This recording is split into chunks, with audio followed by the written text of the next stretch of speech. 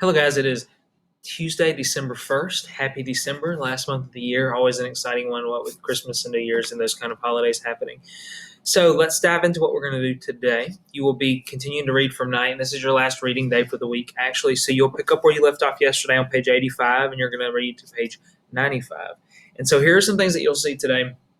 You're kind of entering the last phase of the book. So you're going to see initially in this chapter or this section, starting on page 85, this series of the book they call the Death March. It's when, as you know, the Red Army, the Russians, are getting closer to setting the Jewish people free. As a result, the Nazis are forcing the Jews to run and march from camp to camp in the freezing cold for many miles. This gets the Jewish people away from being saved. So that kind of shows you how dark the Nazis are by them wanting to get the people as far away from freedom as possible. And so you're going to see them being marched between camps, and you're basically going to start to see Wiesel and his father really struggle to survive.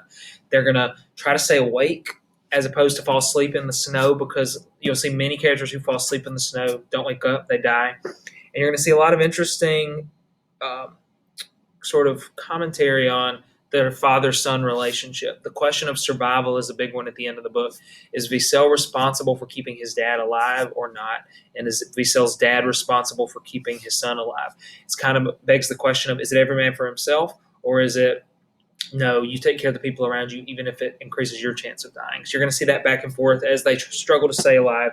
And then towards the end, if you remember Juliet, our violin player from the orchestra that we kind of studied, talking about voice and blues and singing a couple weeks ago, that gentleman, you're going to see how his story ends, and a very symbolic moment that involves a crushed violin and music kind of in dark times. So very interesting. That's what you'll be reading about today. If you have any questions, of course, email me or use the class question board, but all you'll do is read those pages I've described to you and then complete a reading response for those pages. So best of luck, enjoy, and I will see you tomorrow.